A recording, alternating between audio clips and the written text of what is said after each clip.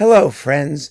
This is Dave Hurwitz, executive editor at ClassicsToday.com, here with the greatest recordings ever.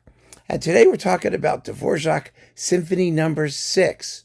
Now, the earlier Dvořák symphonies are much more popular than they used to be, at least among record collectors.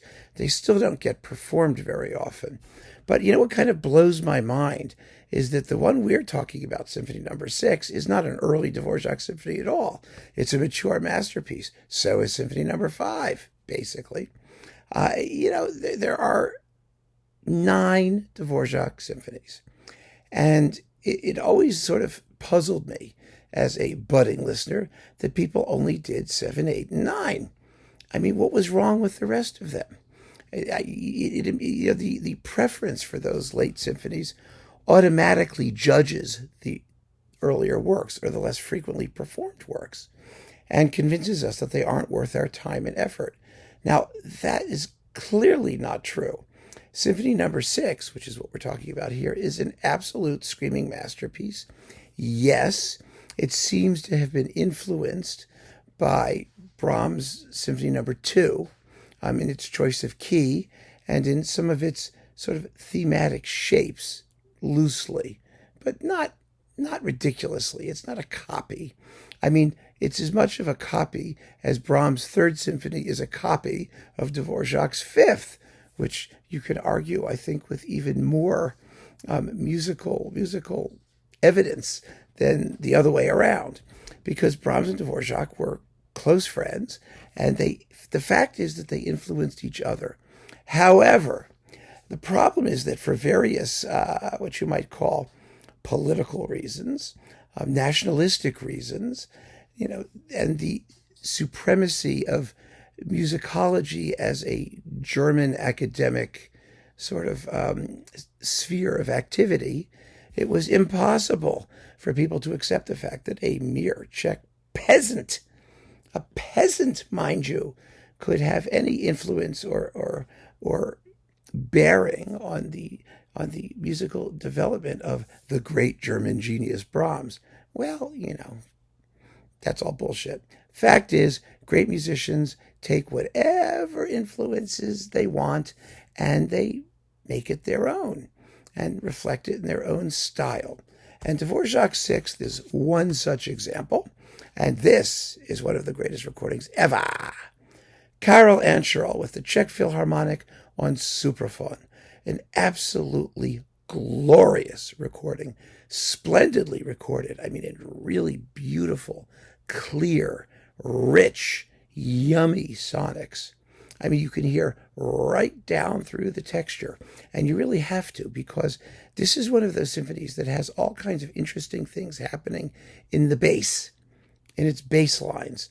You've got to be able to hear the top and the bottom with equal clarity, and this is Ančerl is, absolutely your go-to guy for that kind of thing. I mean, he was a master at contemporary music, at Stravinsky and people like that, and Prokofiev, and when he approached Dvořák, he did it with sort of that same linear, lean, wonderfully transparent, beautifully balanced. See this? That's beautifully balanced. That's what that means. Approach to his handling of the various instrumental lines. And Dvořák's orchestration, of course, is gorgeous. I mean, he was recognized in his lifetime as the greatest master of symphonic orchestration in the 80s and 70s and 90s and things like that. But anyway, so Ančerl is amazing in this. And he didn't record that much Dvořák. I mean, he did the Requiem, he did the New World Symphony. There are live recordings of him doing symphonies 7 and 8. But his actual formal studio recordings, we have this, and we have the Requiem, and we have the Ninth Symphony. And I think he did some, did he do a cello concerto or something? I don't know, maybe, I don't know exactly. But not a lot. But what he did do is all fabulous, absolutely fabulous. Now, this recording, this particular reissue, anyway, also contains 3 overtures. So he did more short Dvořák: My Home, the Hussite Overture, and the Carnival Overture. So yes, at least he did those as well. And it was recorded. Let me see, what are the dates for this thing? Let's find out so we can be completely clear. Do they tell us? I know they tell us. Here we go. No, they don't tell us there. This is always the sneaky part where you've got, there we go, 1966 is what it looks like. 65, 62, no, 60, 66, 60, and 62, and 61. That's when all these things were recorded. And that was in a period where the Czech Philharmonic was at its absolute supreme best under Ančerl. And they were making just superb recordings. And, you know, if you don't know Dvořák's Sixth Symphony, and you only know 7, 8, or 9, or you only know the New World, God forbid, you really have to hear it.